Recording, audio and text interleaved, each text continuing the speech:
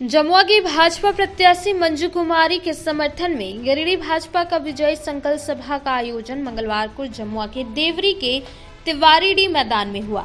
इस दौरान जनसभा में भाजपा के राष्ट्रीय अध्यक्ष सह केंद्रीय मंत्री जेपी नड्डा, छत्तीसगढ़ के डिप्टी सीएम विजय कुमार शर्मा, भाजपा के प्रदेश अध्यक्ष बाबूलाल मरांडी, कार्यकारी प्रदेश अध्यक्ष रविंद्र राय, मंजू कुमारी, भाजपा नेता लक्ष्मण सिंह, जयप्रकाश वर्मा, गांडे भाजपा नेता दिलीप वर्मा, मुकेश जलान, शुक्र रविदास भी शामिल हुए। मौके पर जेपी नड्डा संबोधन के क्रम कांग्रेस, जेएमएम और राजद पर कड़ा प्रहार करते हुए कहा कि जहां ये तीनों दल मिलकर सरकार बनाए और वहां भ्रष्टाचार नहीं हो, ऐसा हो ही नहीं सकता, क्योंकि राज्य में बांग्लादेशी घुसपैठिए लगातार कब्जा करते जा रहे हैं। इसे मुक्ति सिर्फ भाजपा दिलाने वाली है। जेपी नड्डा ने कहा कि माइनिंग में 5,000 करोड़ और जल जीवन अभियान में 4,000 करोड़ और जमीन में 2,000 करोड़ का और मनरेगा में 3,600 करोड़ का घोटाला किया है। ऐसे में हेमंत सरकार को चोर सरकार कहना उचित होगा।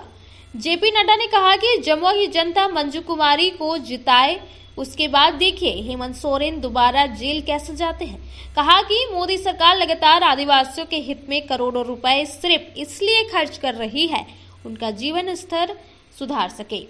देवघर एम्स को लेकर ही जेपी नड्डा ने कहा, आने वाले कुछ दिनों में इसी एम्स से हर गंभीर बीमारियों का इलाज होगा। उन्होंने जमुआ की जनता मंजू कुमारी को चुनाव जीतकर भेजे। इधर जनसभा को डिप्टी सीएम विजय कुमार शर्मा, भाजपा के प्रदेश अध्यक्ष बाबूलाल मरांडी, कार्यकारी अध्यक्ष रविंद्र राय, जमुआ की भाजपा प्रत्याशी मंजू कुमारी ने भी संबोधित किया। वहीं जनसभा में हजारों की संख्या में भाजपा समर्थक की भीड़ जुटी। जानते हैं वहाँ पढ़ाई करना कितना मुश्किल है। दुर्गापुर के इलाके में वहाँ रेजिडेंशियल स्कूल को खोल करके हमारे गरीब आदिवासी भाई पढ़ लिख करके मजबूत बने, इस बात की योजना को प्रधानमंत्री जी ने साकार करने का काम किया। और इसी के साथ साथ हम यह भी कहना चाहते हैं कि जो हमारे वनांचल में जो उपज होती है, जिसमें से तरीके के उपज को एमएसपी मिलती थी, आज मोदी जी के राज में 90% की उपज को एमएसपी दिया जा रहा है और इस तरीके से उनको मुख्य धारा आदिवासी भाइयों के को मिलाकर के उनकी साधनों की व्यवस्था हो, उनकी शिक्षा की व्यवस्था हो, उनकी स्वास्थ्य की व्यवस्था हो, उनकी कृषि की व्यवस्था हो, उनकी पढ़ाई के साथ साथ उनके हर तरीके से व्यवस्था की जाए। जनधन योजना में प्रधानमंत्री जी ने 24,000 करोड़ रुपए दिए हैं ताकि आदिवासी भाइयों का वैसे ही हमारे पिछड़ा वर्ग, अधिक पिछड़ा वर्ग, किसी ने इनकी चिंता नहीं की। आज राहुल गांधी ओबीसी की का हक लगाते हैं। राहुल गांधी से पूछो, टाटा कालेंदर की रिपोर्ट पर तुम्हारे दादा क्यों बैठे रहे? इस राहुल गांधी से पूछो कि मंडल कमीशन की रिपोर्ट पर तुम्हारी पूरी दादी क्यों बैठी रहे? इस राहुल गांधी से पूछो कि मंडल कमीशन पर तुम्हारे पूज्य पिता क्यों चुप रहे?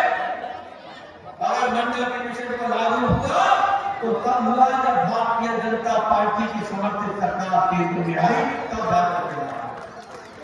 और आज हम ये कह सकते हैं कि आप केंद्र में मोदी जी के नेतृत्व में आज 27 ओबीसी मंत्री हैं, 27 ओबीसी मंत्री। यहीं पले बढ़े, यहीं पर अपनी शिक्षा दीक्षा प्राप्त किए। तुम्हें लोगों से कहता हूँ कि आप देखिए कितना सुंदर है। 20 से आपका जीटी रोड बगल से जाता है, इधर से भी सड़कें, और इस इलाके को बगल में देवघर हवाई अड्डा है, बगल में एम्स भी बन के तैयार हो गया है। बीजेपी ने कहा कि अगली सरकार बनेगी बीजेपी की तो झारखंड में 10 नए मेडिकल कॉलेज बनेगा। तो आप निश्चित रूप से विश्वास कर सकते हैं मेडिकल कॉलेज जरूर बनेगा। मैं आपको विश्वास दिलाता हूं ताकि यहाँ के बच्चों अच्छे, यहाँ के लोगों को उसका लाभ भी मिल सके। यही मैं आजाद सब लोगों से यही